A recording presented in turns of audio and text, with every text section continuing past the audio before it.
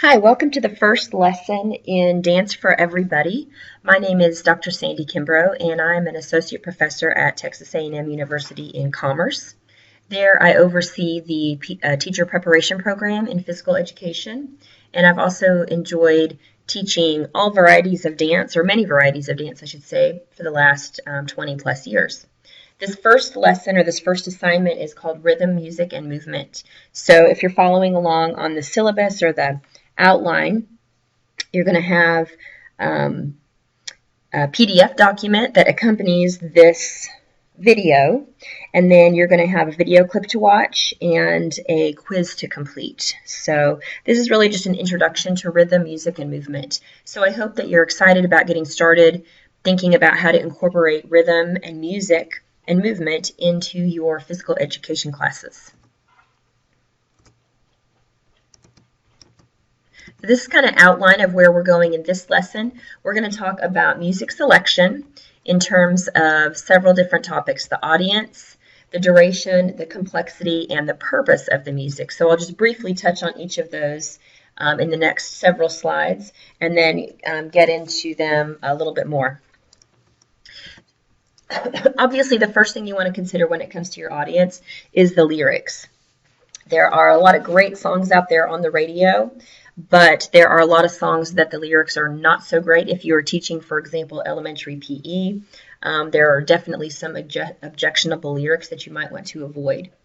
If it's something that is already choreographed on YouTube, that doesn't necessarily mean that it's something that would be appropriate for your school. So you really need to be aware of who your audience is and what would be appropriate for them and that fits them in terms of lyrics as well.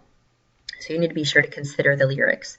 The secondly is the feel of the music. In other words, does the music want you to get up and does it make you want to get up and move? Does it make you want to feel, to jump up and down, to do some type of movement, or does it make you want to just stop what you're doing?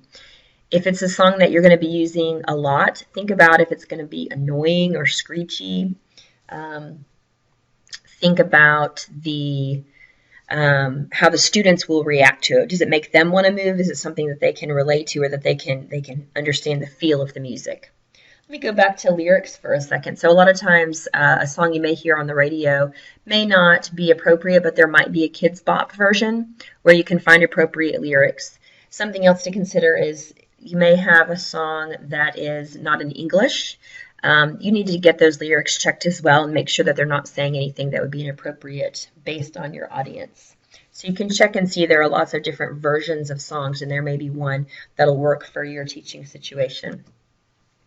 And then the last thing about the audience and the music is you want the music to be familiar to the people. So people tend to like moving to songs that they know. If they can sing along with the words, they tend to like that a lot better than if it's something that they're totally unfamiliar with. Also, if they're learning a new dance to a song they already know, at least they're not having to learn the song and the dance. They're just learning the song because they're just learning the dance because they already know the song. So that's something definitely to consider. So Kids Bop is a great place to go to find kid-appropriate music, but there are lots of artists and musicians out there that have appropriate lyrics and appropriate feel for working with children. Something else to consider is the duration and the complexity. So I'm going to suggest that the duration of a song that you're going to use for dance fitness or some type of choreographed dance movement or creative movement should be less than 4 minutes. When it gets to be too long, it just can be boring or too tiring or too repetitive. We're going to use a lot of repetition, but we want to keep that duration so that it's something that's doable. In terms of the complexity of the song, think about, is the song predictable? In other words, there are some songs that have a really predictable rhythm for maybe the first minute, and then all of a sudden it completely changes rhythm, and it's very hard to continue moving to it because it's just not predictable, and you have to really change the way you're moving to match the feel of the music. So you want the music to be predictable. Also, are there a lot of rhythm changes? If you're trying to teach Younger kids, or really any group of people that aren't, professional dancers or something, you want to have a pretty consistent rhythm in the song. If there are a lot of rhythm changes, it can be confusing. For example, there are a few country songs that go from a two-step or a polka rhythm and they completely switch to a waltz rhythm in the middle of the song, which you literally have to change the way you're dancing in order for your dancing to match the music. The next factor to think about is the purpose of the music. So, for example, if you're working on cardio, you might want to use faster music. Okay, think about, can I do jumping jacks to this music? Can I run in place to this music? You want it to be something that inspires locomotion or moving. If you want to do stretching, you may want to use slower music, for example, something that's soothing, something that feels more still and inspires you to be quiet.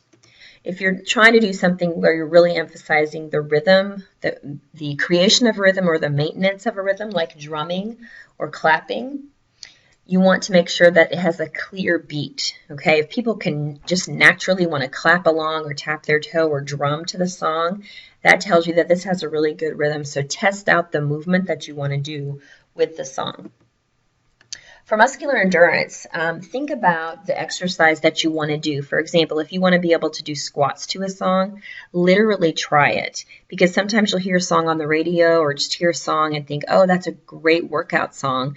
And then when you actually try to do a specific movement to it, it's either too fast or too slow for that type of movement. So actually test out things like squats or bicep curls or push-ups, whatever it is you're trying to emphasize in terms of muscular endurance, test it with the tempo of the music.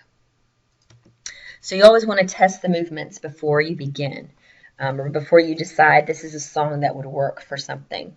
Okay? So just keeping in mind, just to kind of recap a couple tips, we want to really consider if the music is appropriate for your audience in terms of lyrics and the feel and the familiarity. For the duration, we want to try to stay less than 4 minutes and make sure that the song is predictable, okay, that it's not too complex in terms of rhythm changes. If we are unsure about the lyrics or the appropriateness of the music, we can look them up. Online, you can find lyrics to just about any song. You want to make sure, even if it's in another language, that that music is appropriate. All right, so what I'm going to have you do is use this link, which you won't be able to click it here, but the live link is in the handout. This is a friend of mine named Chad Trelay, who has a lot of choreography on YouTube. He's really helpful in terms of providing choreography for elementary PE teachers. I've even used a lot of his choreography for adults. So your job is going to be to listen and view this clip, and then after you've watched it a couple times, get up and move along with it. Try to dance along. Pay particular attention to how the movements match the music, how it kind of makes sense in terms of the movements that he's doing, going with the feel of the words and also the lyrics. Okay? Since I'm referring you to YouTube, I want to go ahead and mention something about YouTube. If someone else has choreography that they have posted on YouTube, it is okay for you to use their choreography without asking for their written permission. Okay, so it's out there in the public domain, so it is okay for you to use their choreography in teaching, but you always want to try to give credit to the person who did the choreography, so you're not claiming that you created it yourself. Also, if your school has policies about the use of YouTube or about the use of music, of course you want to be sure to adhere to those policies so that you are following the guidelines that have been, set in place by your administration. So from here, you have a document called Rhythm, Music, and Movement 101. You also have a quiz, and you are also going to watch this video of Chad Trelay, and you're going to dance along with him and just kind of think about what types of movements he's doing and how they match the music. Thank you.